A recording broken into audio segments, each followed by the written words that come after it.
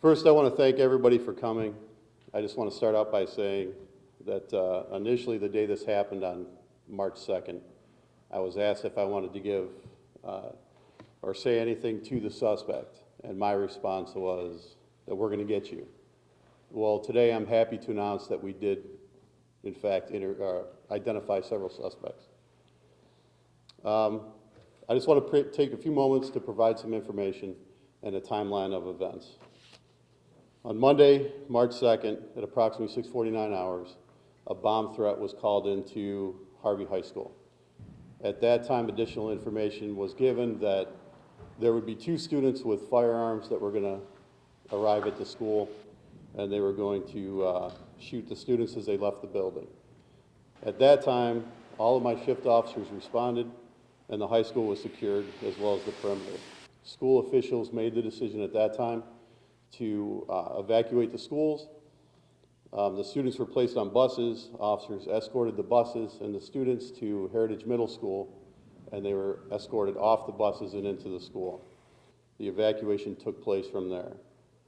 We received a second call on that date about the high school being blown up if a large sum of cash wasn't turned over to the suspect. And if we didn't get his money, he was going to start targeting other schools in the city or the township.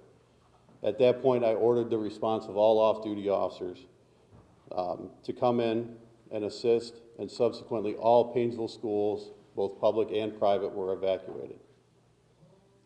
After that, we had Geauga County canines, bomb-smelling dog come in. We searched the schools. We didn't find anything suspicious. We had a plan for the next morning to have officers at the schools to perform security checks to make sure that the students were safe. Working with school administrators, officers were in fact placed at the high school, and they conducted those checks. In addition, we had an officer that went around and checked the remaining schools in the city, even though there were no threats specifically to any other schools at that point. That same morning had called and made additional threats similar to Monday's. At that time, we had already conducted the security checks. We had already checked the perimeter of the schools. So the decision was made by the superintendent not to evacuate the school at that time, but a lockdown was in place. Officers continued to check the schools, and everything was fine. On Thursday, additional bomb threats were made, as well as Monday, the 9th.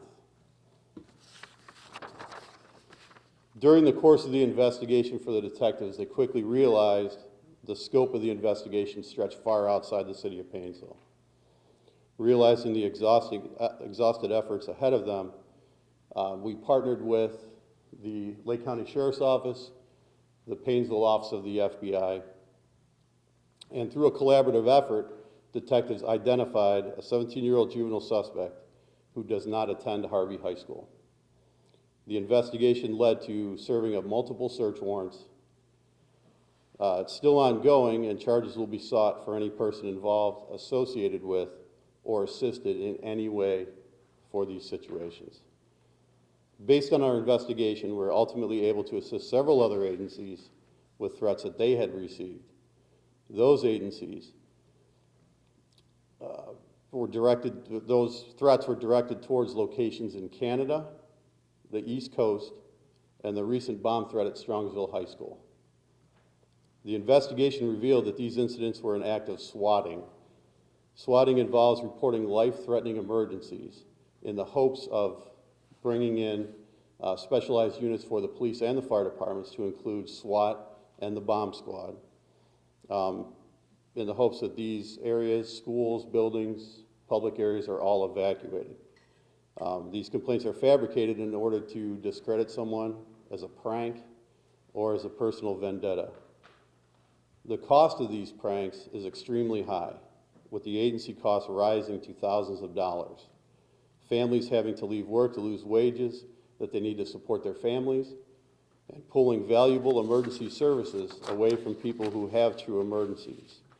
That is a very high price to pay for fun. I personally want to thank the officers of the Painesville Police Department, SRO Officer Ponder for his diligence in working with the schools, Geauga County Sheriff Dan McClellan for the use of their explosive detection canine, the Painesville office of the FBI, Captain Ron Walters of the Lake County Sheriff's Office, and his Detective Bureau staff for the assistance they provided with this intensive investigation.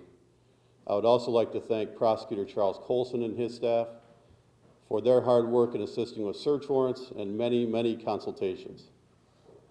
I also personally want to thank Lieutenant Toby Brigette, Detective Don Teasel, and Detective Jason Hughes. They did a tremendous job, and they put in an exhaustive effort to ensure the safety of the residents of the city of Painesville, which ultimately led to the identification of the suspect involved. As a chief, I can't ask for any more from my officers and from the support that we receive from other agencies. You know, I've stated many times that we have to have a collaborative effort, that we have to work together. And in this case, we did that and it worked. It worked exactly how it should have. I also want to send a message to the parents. Pay attention to what your kids are doing. Don't take for granted that they're doing the right thing all the time. Talk to your kids about the impact these incidents have on our community. Talk to them about the impact it has on people. These are not fun, and these incidents should not be tolerated. Again, the incident's still ongoing, but I will get you a copy of the news release. Thank you. Has the 17-year